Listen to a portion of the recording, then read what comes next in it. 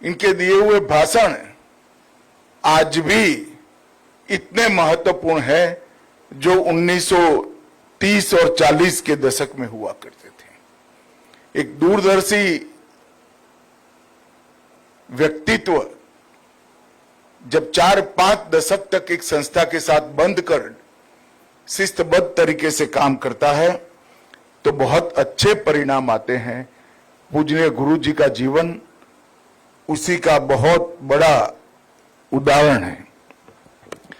मित्रों, यहां पर जब मैं आया हूं तब अभी आज वृक्षारोपण का कार्यक्रम हुआ। मेरे हाथ से अगर के वृक्ष का पौधारोपण यहां पर कराया गया।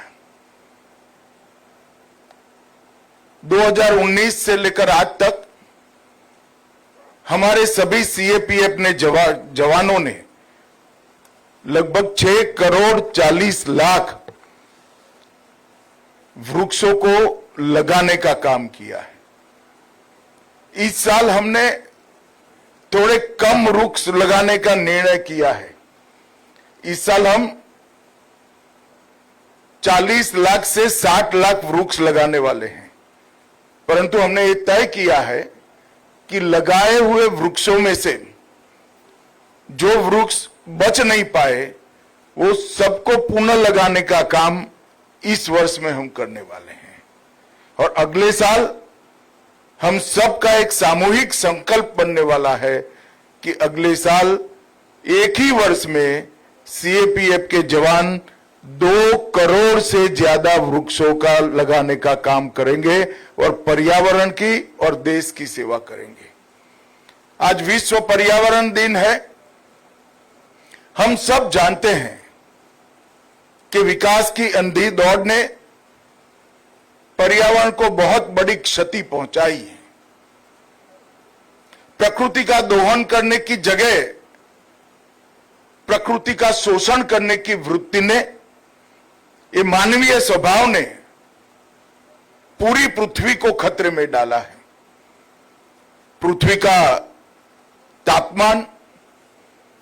तापमान के बदलने के कारण जलवायु परिवर्तन और ओजोन के लेयर के बीच में पड़े बड़े बड़े छिद्र ये पृथ्वी को जीने लायक नहीं छोड़ेंगे अगर हम आज जागरूक होकर इसकी क्षति की परिपूर्ति की दिशा में काम नहीं करते। हम सबको मालूम है कि सूर्य की सीधी किरणें अगर पृथ्वी पर पड़ती है तो जीवन नष्ट हो जाएगा। जो सूर्य की किरणें हमारे जीवन का कारण है वो ही हमारे विनाश का कारण बने। ओजोन का जो लेयर बीच में है सूर्य और पृथ्वी के बीच में, वो ही सूर्य की किरणों को मानव और अन्य जीवों के लायक बनाता है। और कार्बन डाइऑक्साइड और अन्य जहरीले गैसों के कारण लगातार ऊपर ये जहरीले गैस जाने के कारण लगातार रासायनिक प्रक्रियाएं अवकाश के अंदर होने के कारण ओजोन के लेयर के अंदर बहुत बड़ी छिद्र बने हैं जो हमारे तापमान को विषम बनाकर रख दिए हैं। इसका एकमात्र उपाय अभी तक जो ढूंढा गया है वो वृक्षों की संख्या को बढ़ाने का है। और मुझे तो आनंद है मेरे जैसे व्यक्ति को कि जिन लोगों ने पर्यावरण का नुकसान किया है वो भी जरा संभले हैं, सचेत भी हुए हैं और ये नुकसान की परिपूर्ति में आगे आकर विश्व का हर देश आज पर्यावरण की चिंता कर रहा है। हमारे प्रधानमंत्री जी ने कई प्रकार के उपाय एक साथ चालू किए हैं। कार्बन डाइऑक्साइड का उत्सर्जन कम हो, इको फ्रेंडली बिजली किस तरह से बनाई जाए, ऊर्जा का खर्च कैसे कम से कम हो, ढेर सारी चीजें एक साथ की है और एक प्रकार से भारत का मॉडल पेरिस के सम्मेलन में आइडियल मॉडल के रूप में स्वीकारा गया। मगर पेरिस में जब सम्मेलन था, बहुत सारी आशंकाएं विश्व भर के अखबारों में पर्यावरणवादियों ने आर्टिकल लिख कर व्यक्त की थी, क्या भारत ये कर पाएगा? मगर हमने पेरिस घोषणा की हर एक बिंदु को समय के पहले पूरा कर हमारा जो ऋग्वेद का संदेश था पर्यावरण की रक्षा करना का, इसके प्रति हमारी प्रतिबद्धता को हमने विश्व के सामने साबित कर रखा है। और मुझे आनंद है कि सीएपीएफ के सभी जवान, बीएसएफ के सभी जवान बड़े मनोयोग के साथ एक वृक्ष को अपना भाई बहन बच्चा मानकर इसका जतन कर रहे हैं। और ये सरकारी आदेशों से प्रेरित कार्यक्रम नहीं होना चाहिए, ये हमारी साहजिक आदत होनी चाहिए। और ये साहजिक आदत ही हमें बचा सकती है। हमने सदैव ये सोचना चाहिए कि जो बाढ़ हमारी सीमा की रक्षा करता है, जो बीएसएफ की चौकी हमारी सीमा की रक्षा करती है, वो लगाने में कितने वृक्ष कटे हैं, इतने वृक्ष लगाने की जिम्मेदारी हमारी है। इससे कई ज्यादा वृक्ष लगाने की जिम्मेदारी हमारी है। मुझे बहुत आनंद है कि इसको आप लोग बहुत अच्छे तरीके से कर रहे हैं। आज बीएसएफ 37वीं वाहिनी में जवानों के आवास का ई लोकार्पण और बीएसएफ 57वीं वाहिनी में क्वार्टर गार्ड परिसर का ई शिलान्यास किया गया। जब ये कार्यक्रमों की रचना होती है, मेरी ऑफिस को बड़ी दुविधा होती है कि ये कार्यक्रम क्या गृह मंत्री के हाथ से कराना चाहिए। कई बार वो असमंजस में पड़ते हैं। तब मैं हमेशा कहता हूं, अगर एक आवास के अंदर लगी हुई ट्यूबलाइट भी मेरे सीमा प्रहरी की सुविधा बढ़ाती है, तो मैं वो करने के लिए भी सदैव तैयार होता हूं। और इस भाव के साथ हमने सीमाओं की रक्षा करने वाले जवानों की सुरक्षा की चिंता की है। कई प्रकार के काम किए गए।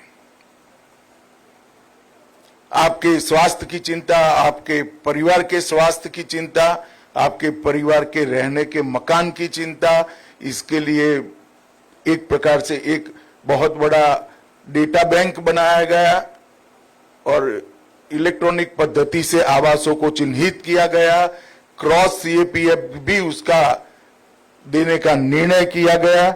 ढेर सारी चीजें करी है, मगर फिर भी मैं समझता हूं कितना भी करे, घर से दूर रहकर सीमा होती है, सीमा पर इसकी सुरक्षा करना बहुत कठिन होता है। मैं अभी कच्छ की बॉर्डर पर दलदली सरहद का भी सरक्रिक में विजिट कर आया। रेगिस्तान के रण में भी मैं जाकर आया हूं, राजस्थान के।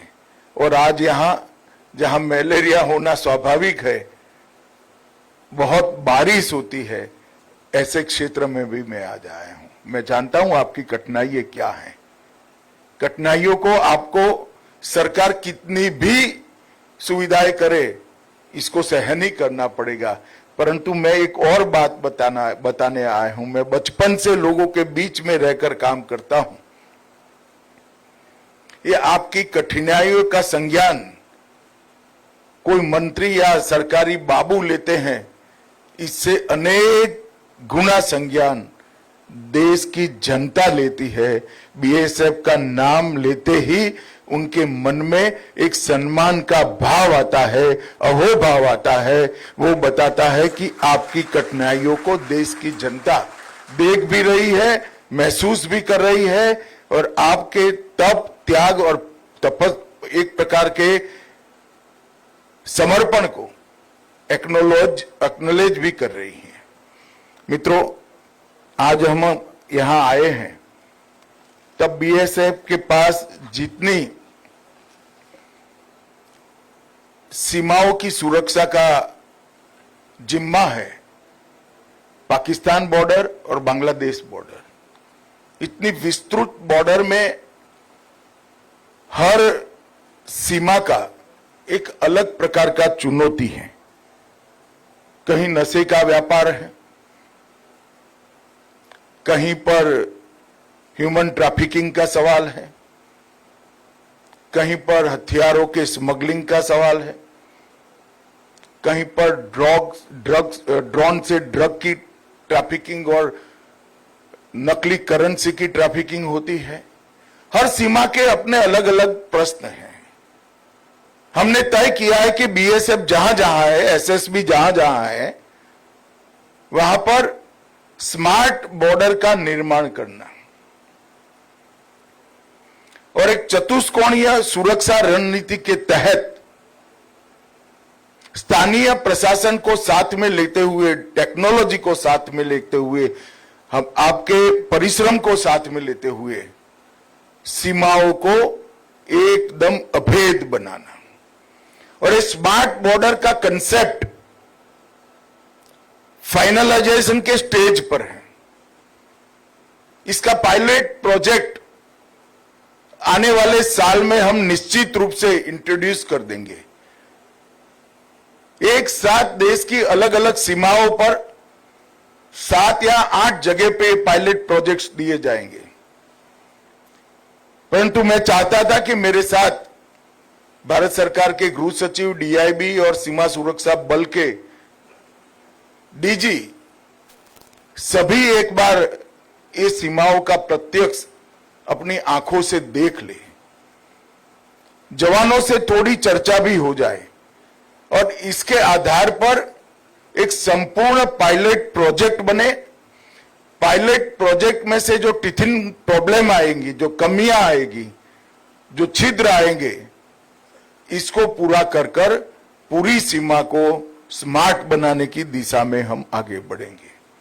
एक कंसेप्ट के अंदर डिस्ट्रिक्ट मैजिस्ट्रेट का भी रोल होगा, एसपी का भी रोल होगा, गांव के पटवारी का भी रोल होगा, गांव के सरपंच का भी रोल होगा।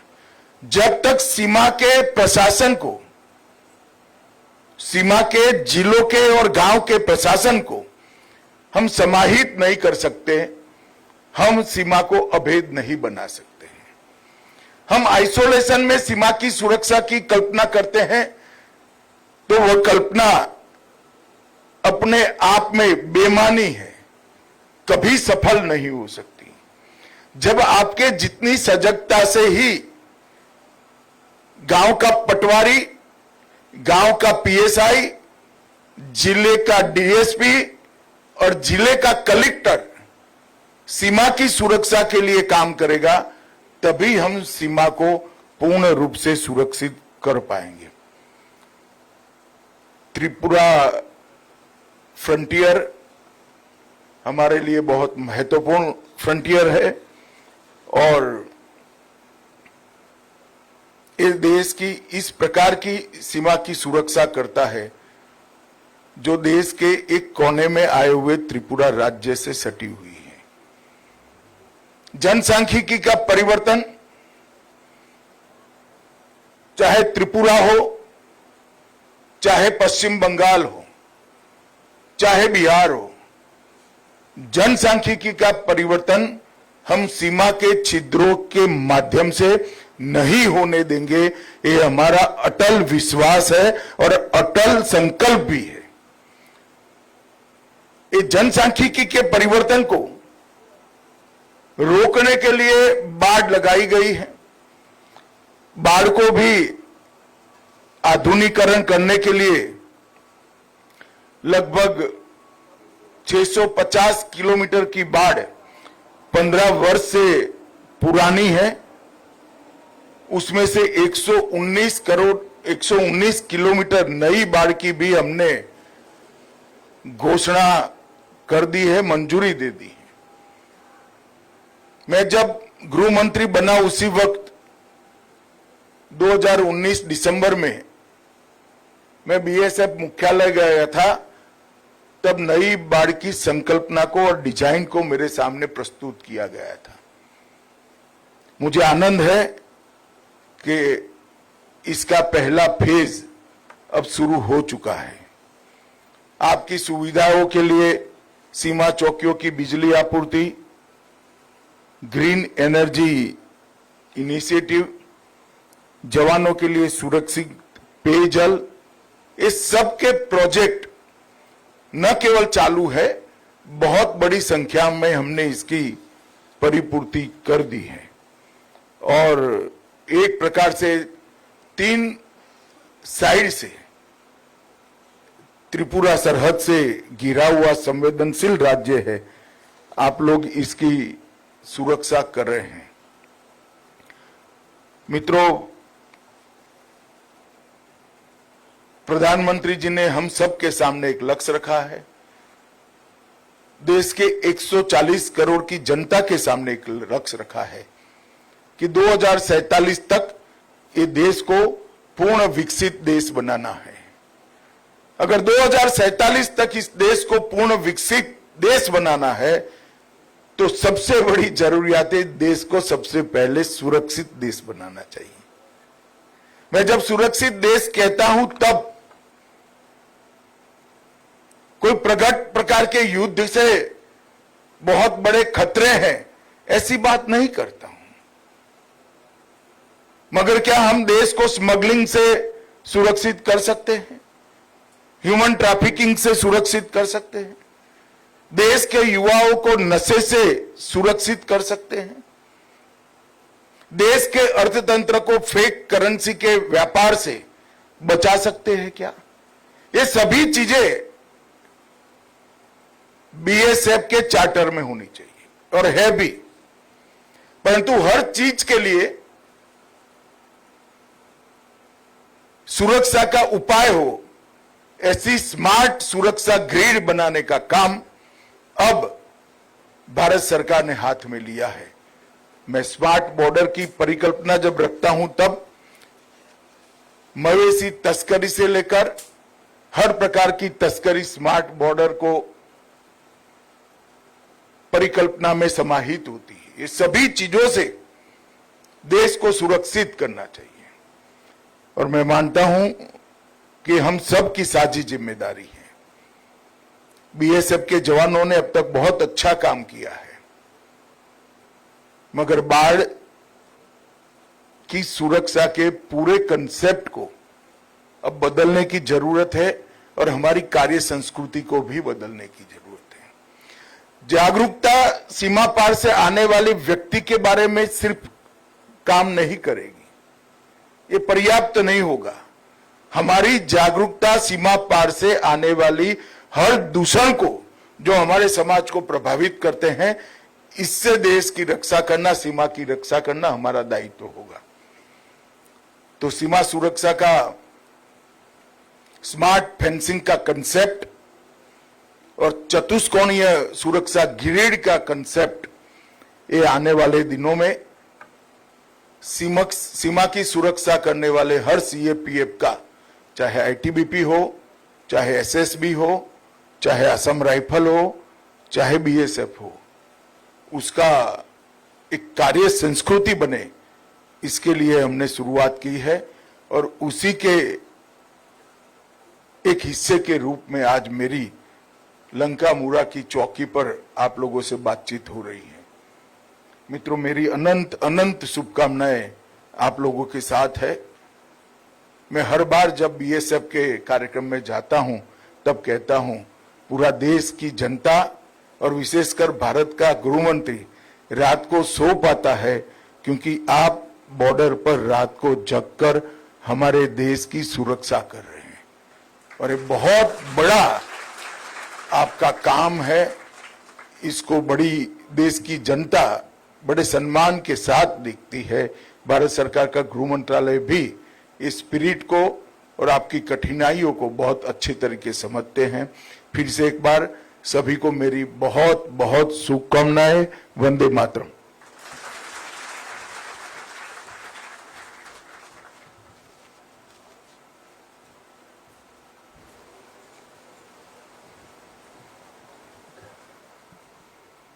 महोदय बहुत बहुत धन्यवाद। अब मैं श्री प्रवीण कुमार महानिदेशक सीमा सुरक्षा बल से अनुरोध।